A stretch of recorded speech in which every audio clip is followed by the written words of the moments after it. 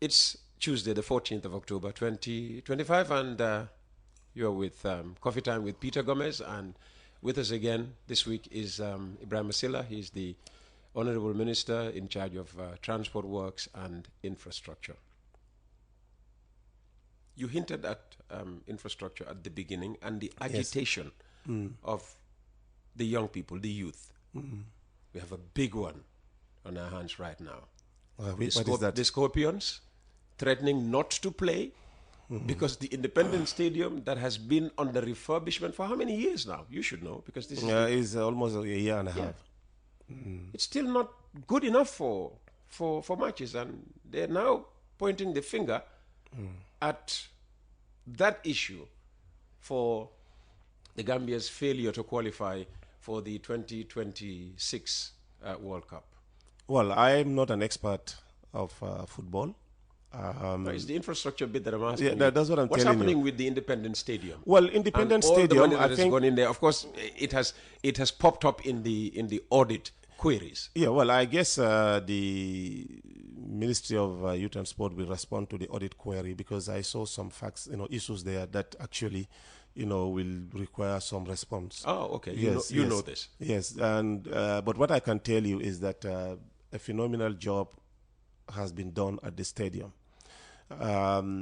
When the first issue was raised that the renovation happened without consultation with, is it CAF, to indicate their standards. Confederation of African Football. Yeah, to indicate their standards of what needed to be done.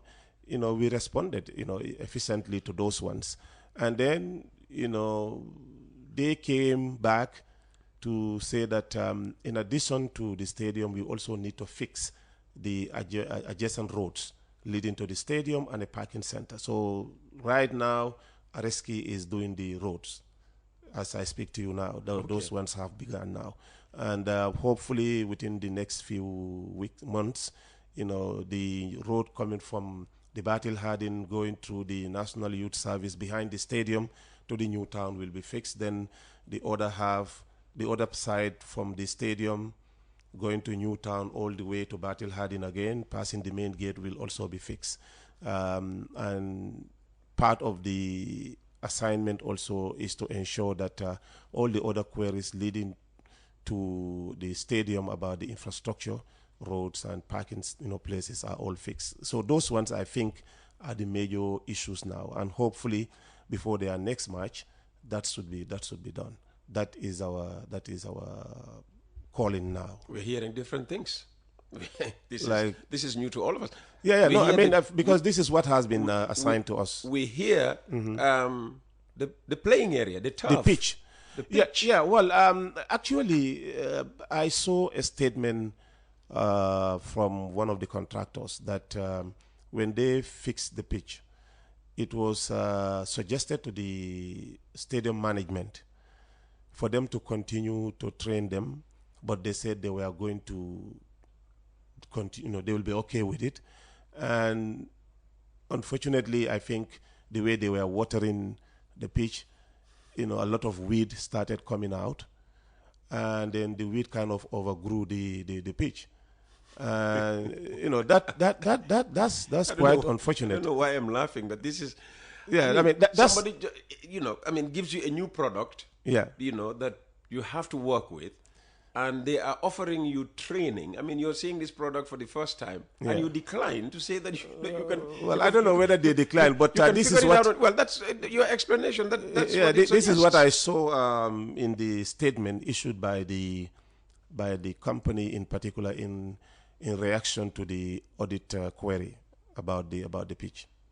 Yeah. So the stadium management declined training because they thought I don't know whether they declined, but I think the offer was not taken. They didn't take up the offer of training. Yeah. Well, not only that. Maybe I think even for these guys to remain there for some months, provide hands-on training and all those things. Yeah. Okay. Yeah. All right. So that's one thing. They also complain, the players again, because this is the hottest topic in town right now. Oh, okay. The players, they're complaining about being owed allowances of up to 5 months? 5 months. Well, I know that... I remember several times, in the past when you and Sankare were coming, Yes. you always touted your government as a what? Listening government. Listening government, yes. Apparently, you're not listening No, to your we young are. people. We are.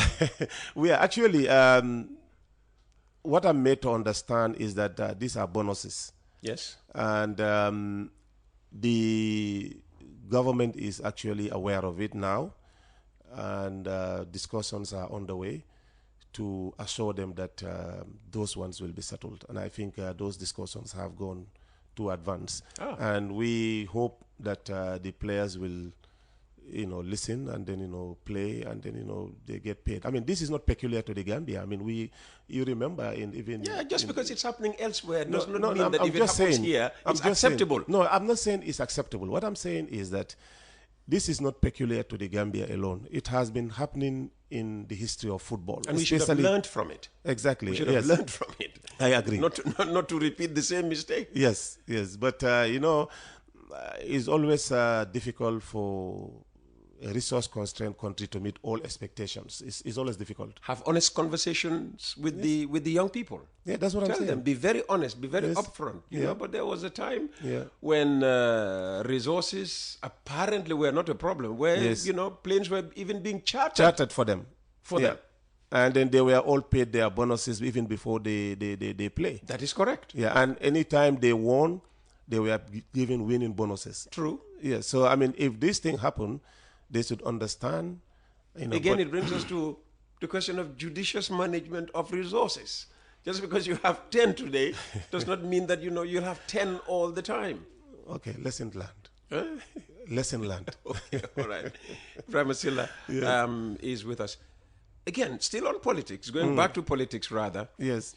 We've spoken a lot about the fragmentation of the UDP. Clearly, the NPP is also facing fragmentation. All right? The NDP has come out of the NPP. Yes. All right? And the fellow who formed the NPP did not go alone. Yes. He went with some NPP stalwarts. Yeah. Now, we are hearing that all is not well between the NPP and the APRC. It's an opportunity for you to clarify. Well, I mean, the NPP executive, have never had any friction between the NPP and the APRC. And I know that the two parties have a very solid coalition, just like the NRP and also the GPDP. But however, in politics, Peter... Where's the GPDP man? My Raka. He's Chomo. Yes.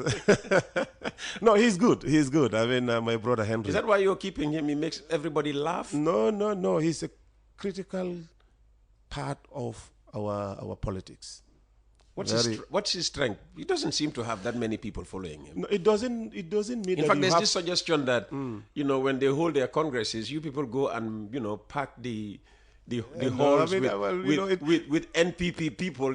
People will always say such things. People will always say such things. But all our political coalition partners are all very, very, very strong in their own rights. I mean, you cannot be good at everything, and you cannot have everybody on your side. Okay, so what is Henry Gomez's strong point, or what are his strong points? He's very good on the stage. I mean, he's poking at Alhaji Ousainou Darboe? No. His messages are very appealing, and also he understands the terrain. He speaks the language of the young people as well. And this is very critical. So why are the young people, moving away from the NPP or shunning the NPP and going to other parties, leaving you now having to run after them? No. I mean, it's not that you are putting it. I mean, to be honest, the formation of NDP, which is a splinter from the NPP, has no impact on the NPP. That I can tell you. Zero impact. Not zero. I said has no impact. Even 0.5%, 7%, even 1% is a marginal number in terms of our solid base.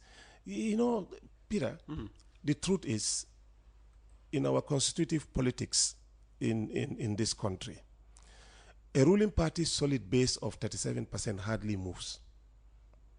Hardly. This is constituted by what kind of people? Well, these are people that first, several categories, but the most important ones, the core ones that actually form the party. Okay. The ones that are convinced naturally that they want to be part of this and they are willingly join, in the process. The third ones that never move from any ruling party activity. This is a solid group of almost 19% of our population. Whoever comes in this country, that 19% will never move. Is that based on their religious beliefs? Some can be religious, some can be traditional, some can be experience, and most importantly, some can be because they know the terrain. So those ones are always there. That 19% is solid. Now, the ones that actually come and then form a party will have between 8 to 11%. If maybe that is even much, but almost 8 to 9%. And then the ones that are convinced naturally that this is the party for me will be additional 4 to 6%. So added together, you have your 37% in solid base.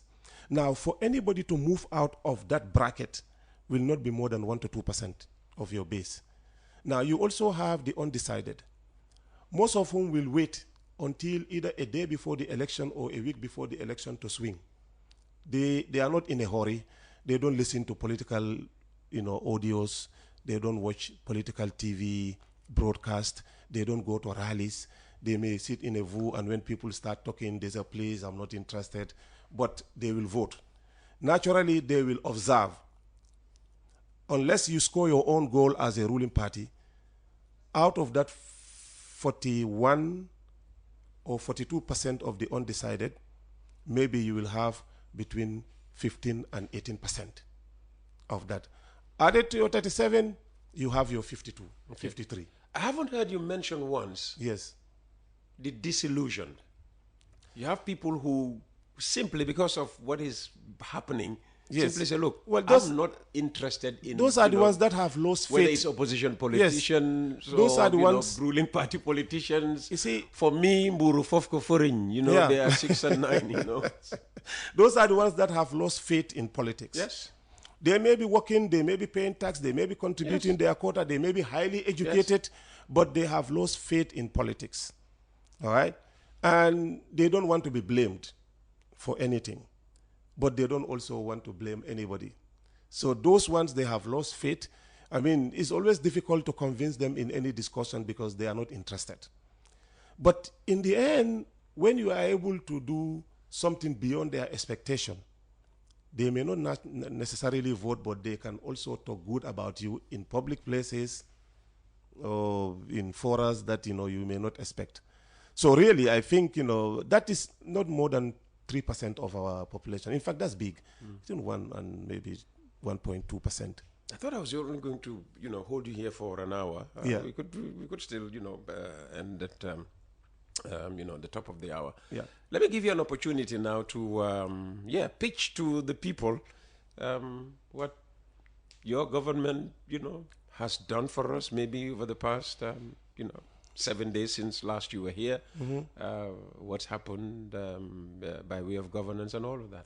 Well, I think the most important one is tolerance, of the government, of the president in particular, and also the conducive governance environment where people can come in and criticize and say even the worst of extremes. What's the worst of extreme that you can, hold up? Well, I have had the opportunity of being in many countries in my life, not as an ordinary Ebrima Sillah, but as a journalist, as an observer, where I have seen the reaction of governments. And that is why I always said it is important to take criticism in good faith, whether genuine or not. because your reaction to what you think is not a genuine criticism can trigger something that may be bigger than what you want to resolve. So President Barrow has actually matured on this, that despite the worst of people's statements, it is what is at stake, which is the peace and stability of this country for all of us. What statement, for instance, was the worst of the worst? No, I don't need to repeat those ones because some of them can be vulgar. Some of them can be incitement. Some of them can be really blatantly annoying and that border on national security issues. But that notwithstanding, government tend to toe, with a fine line to ensure that we use a delicate balance to deal with some of those issues. Either we come out and clarify, or we defend ourselves, or we use, others that have the knowledge, to be able to discern what is said and the truth. So all those things are available to the government. Now, so that is critical, because for anybody to be able to function in a democracy, democracy has to be guaranteed by the government, and it's not a zero-sum game. It's a wholesome game. You cannot say that I will take this as my democracy, but I will withdraw this with my left hand, So when you say you are committed to democratic pluralism, especially within a political context, you have to understand the uncomfortable terrain that you find yourself in, that you walk in, and then, what will save you as a true believer of democratic ideals is your capacity and maturity to deal with those critics and criticisms. So that is one of the best, things that we have in this country, and guaranteed and practiced by the president. That's number one, and I think all can agree to that. How we deliver this and how others accept it is now a common market discussion now. You may agree or you may not agree, but the fact is what we are in now is far better than where we came from. And we think if we all put our hands together, whether you are in government or you are in opposition or you are in civil society or you are an activist, we can make it better, because there is no perfect system anywhere also. I mean, we all have to accept that. But what is not perfect in our dispensation, we can all work together and correct that and then make it better for all of us. So that is a very fundamental thing. The second one is the assurance that no matter what happened to you, even when you are wrong, you will get a fair hearing in our courts. So the last beacon of hope of our democracy being the judiciary, I think that is fundamental. It is key, because some of them will deliberately provoke the government, knowing that when they go to court, their rights will be defended even if they are wrong. They'll be given the opportunity to defend themselves. So that is very fundamental. And I think we should all nurture that, because it is dangerous when citizens lose faith in the judicial process or in the judiciary. And the good thing is we have seen time and again how even this government went to court and then lost critical cases. And as they say, the state does not have a heart. When you lose your case, you accept and then you move on. So that is also very fundamental. The third one, which I also think is very, very critical, is that no matter what happened to you in this country, you cannot say that you are abducted and nobody knows where you are. When you get arrested, immediately an opportunity is given. The police can even open access to your lawyers or to your family or to your friends or the ones that want to go to the police, stations to protest. But they will know that this particular person has been arrested and is at a so-and-so detention center, and then within the stipulated time, you are likely going to be released. I think in one or two occasions, I think we had an elapse where someone was arrested and it was between the 72-hour window. But that was very rare. It's one of those few cases. You're trying to stop Mahdi sending in to say no. No. Well, my citizen Mahdi. No, and the other one is that no matter what you say, you will not say that this government is not trying. even if you don't agree with what we are doing. You know, that's very critical. I've heard people say this we are not doing anything. Tried. Yes, but so, you know, but ask the villager in Sarebojo who never had electricity, and today there is hope they have electricity, or the poles are there and they'll have electricity. Ask somebody, you know, even as close as Jambur, you know, who did not have, you know, pipe-borne water in their village. Today they have. Speaking of villages and, you know, taking development there, some people are saying they are noticing a deliberate, you know, assault on the Fonyis with development, projects. Why the concentration, the seeming concentration on Fonyi? No, that is critical because... why is it critical? No, you know, Peter, you know, we all know the timing, you know, raises eyebrows. You know, no, it should not raise eyebrows because Fonyi is a critical part of this country. Every inch of this territory is a critical part of our country. Therefore, it is important that when we are talking about development, we don't exclude people. And this has been, I have to say this because one of the National Assembly members of Fonyi actually stood in the National Assembly to say that they have been deliberately left out, you know, in national development. Is that what triggers? No, not that. I mean, and in response, government listed a number of projects that are being implemented in Fonyi. This is important because remember also, we had a difficult history in the last 22 years of former President Jammeh. And some people will say that a lot of things were concentrated in Fonyi, but that is not true. I mean, I only came to know this when I became Minister of Works. I have had the opportunity of traversing different areas of Fonyi, and I see the deplorable situation of road conditions there. So it is important and critical that any government that will really, truly serve the interests of this country actually also look at Fonyi in addition to all other parts of this country. And I think what you are seeing there is not an isolated thing. It is a deliberate government plan to ensure that every part of this country benefit from His Excellency President Adama Barrow's development initiatives. It's not to empower the APRC that is aligned to the NPP. No. Whatever government does, there is a contingent political capital out of it also. Okay. We have to accept that. Okay. Because, you know, we are a political government. We came to power. It's to stop these independents winning again at the next national Well, I don't know, because that is left to the people. But what I can say is anything that we do as a government, as a country, we came to office through politics, and we are given mandate by the people of this country to deliver on their behalf. Now, if we are going back to them to seek for another mandate, it is the work that we have done that we have to show to them.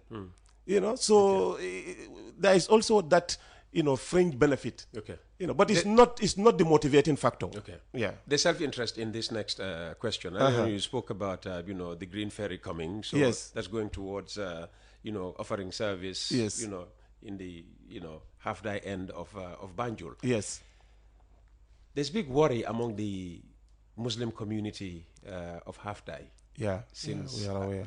You are aware. Yes. You know, they don't have access to the mosque. masjid. Exactly. Yes. I mean, so what's happening here? Well, you know, the masjid is part of the port concession area. When we started the demolitions, the Imam Ratib of Banjul led a delegation to the Gambia Ports Authority, and they also appealed to the president not to pull down the mosque. However, one of the problems was how do we access this mosque, because, you know, the entire place will have to be fenced. So now an agreement has been... apparently is what has happened. Yes, but now... The whole masjid has been fenced off. Exactly. You know? Now, yesterday we had public access. We had a meeting with the concessionaire and the Gambia Ports Authority. So an access is now going to be created. A lane will be created within, and then so that people can have unfettered access to the mosque. So that has been agreed, and I think the elders within that area now are happy that that is going to remain. And then we have renovated the mosque, and we are also doing another mosque outside of the half-day. And is it with a view ultimately to no, we are not, because it seems why do they need another one? Well, those who would not want to access the old one can still use this one. But the thing is, what I have seen is that the people of Halfdai or the people in that area are very much attached to that old mosque. You know, so we are even doing as part of our corporate social responsibility, completely renovating it. Talk about heritage. Yes, and, yes. That is part of Halfdai's very close heritage. to the mosque. Yes, so we are really leaving the mosque intact, and then we are creating. We've already now created the passage. Don't bring a second option, because ultimately that second option might kill off this one. And I hope the Halfdai elders, will stand against any. No, that one was outside, also there. I think it was a newer one. whatever. I think it was a newer mosque, All right. with a dara. Yeah.